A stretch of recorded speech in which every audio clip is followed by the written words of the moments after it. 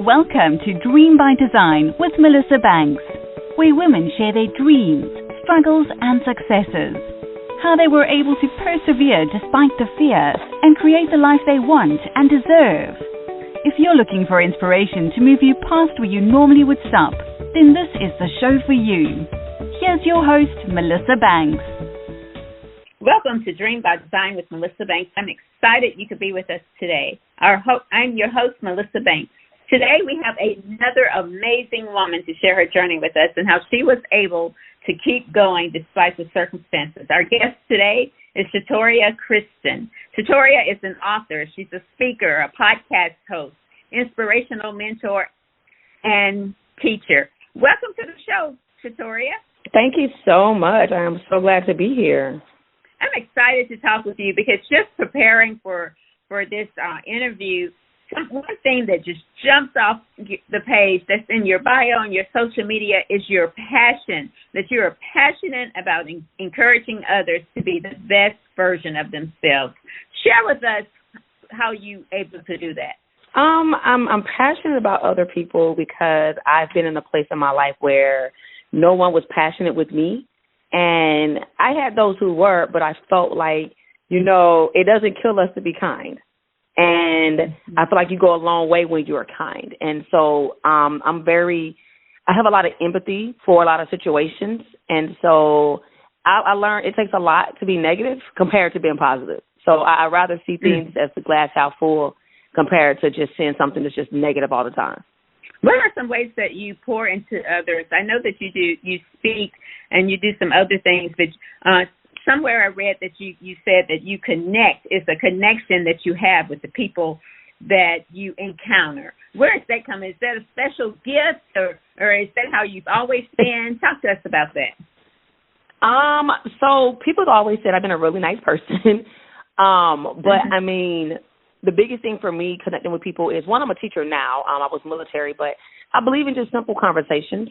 I believe in just being cordial and learning someone. And so it allows me to have conversation. My husband says I never meet a stranger, and I used to take offense to it, but now I'm like, I love meeting strangers because I want to know how I can impact your life in a positive way and vice versa.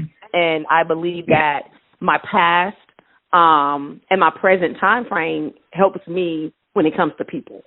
Oh, I love that. And Shatoria, I have to share one of the things about me prior to just leaning into my calling is I was one of those people that wouldn't talk to people if they didn't talk to me. So we could stand right next to each other, and if you didn't say anything to me, I wouldn't say anything back. My family used to tease me about that.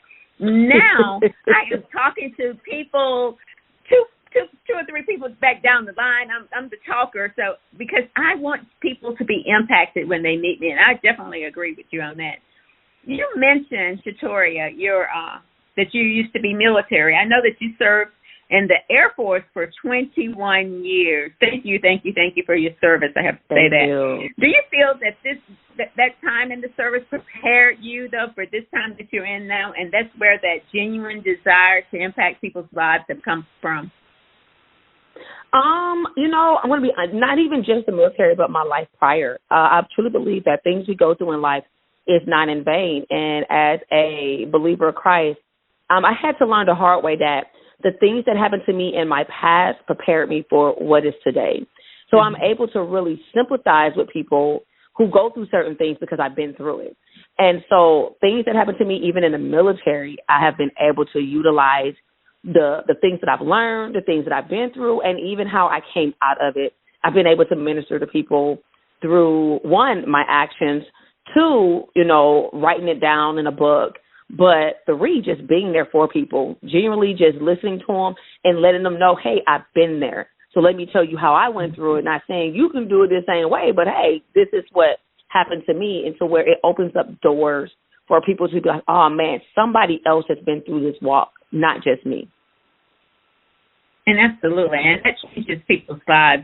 And also when you share, that's why this show is important to me, is because when you share that you did go through some stuff and this is what you did to overcome it, like you said, it may not be the exact thing that they need to do, but it will encourage them to know that, you know what, I can move through this. So that is Absolutely wonderful. Okay, let's talk about your book, Authentic Transparency, Forgiveness to Freedom. What was the inspiration behind the book, and tell us about that? Honestly, it was a lot.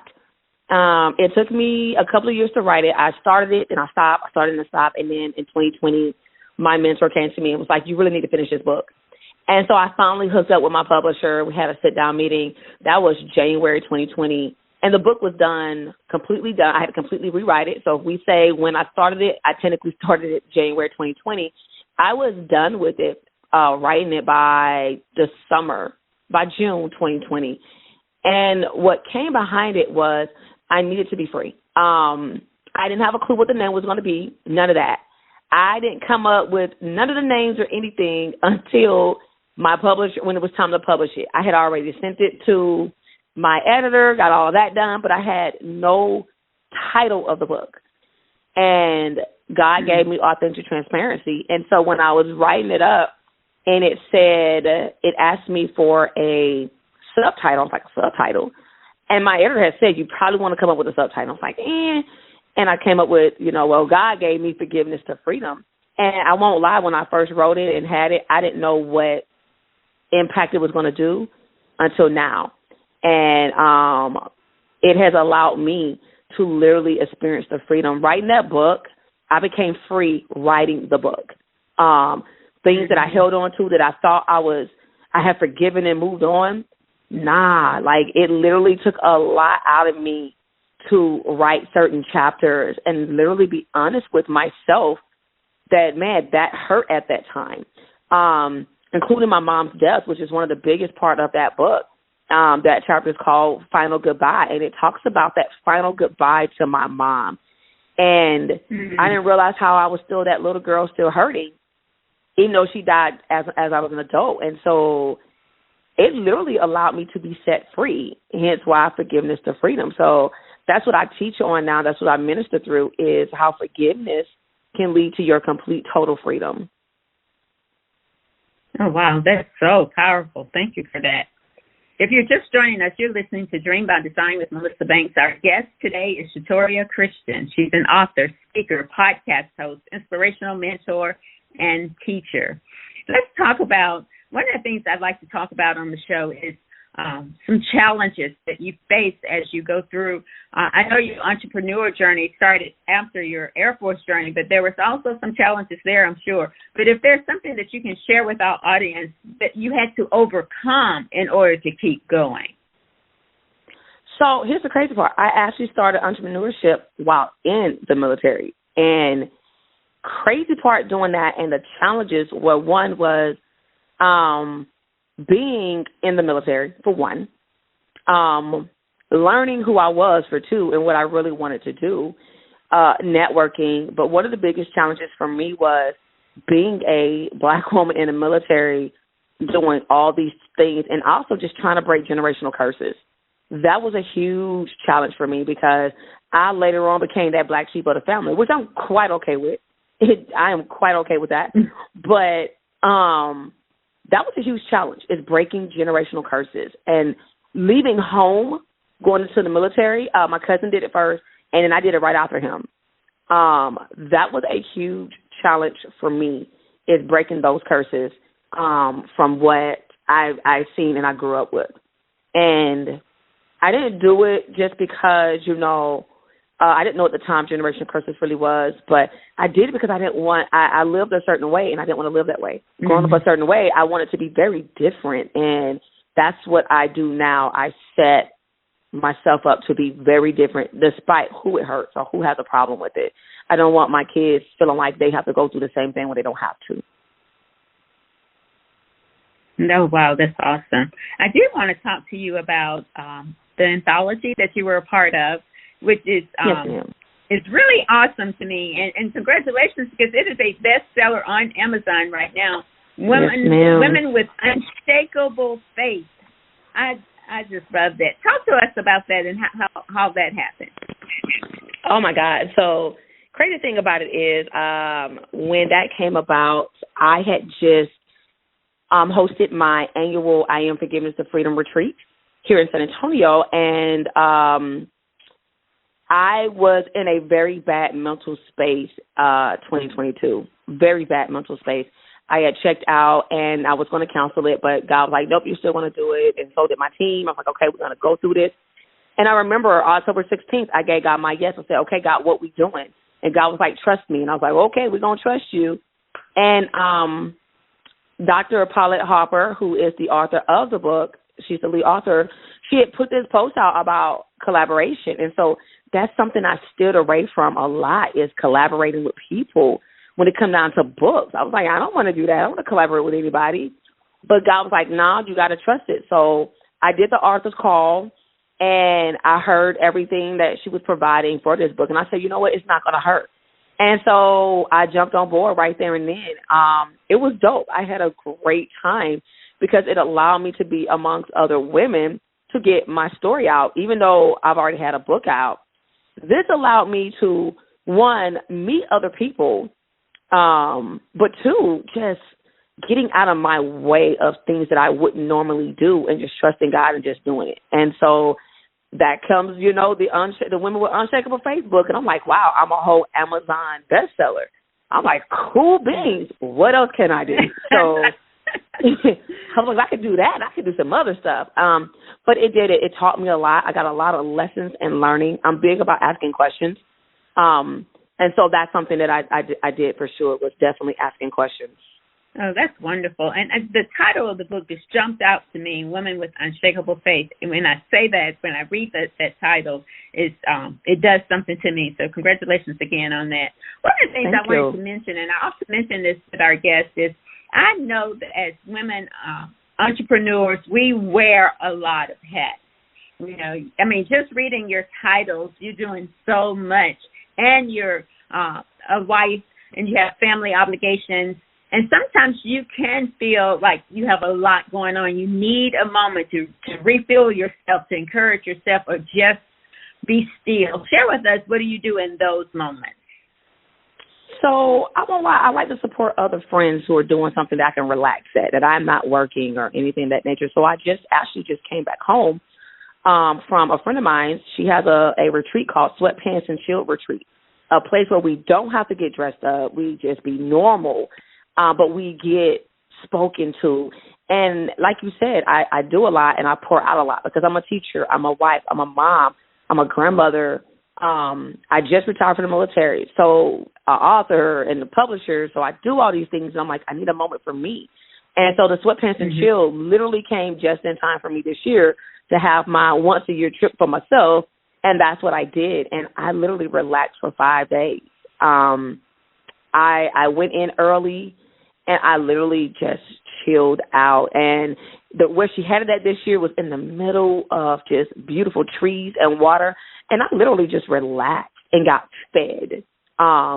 It was absolutely an awesome trip. I try to do a trip once a year just to give back to myself. That's important for me. That's awesome. That's absolutely awesome because you can't keep pouring and keep pouring. I just believe that you have to refill you so that you can give to others. And that's a great way to do it. And you're supporting another entrepreneur. So that's pretty awesome.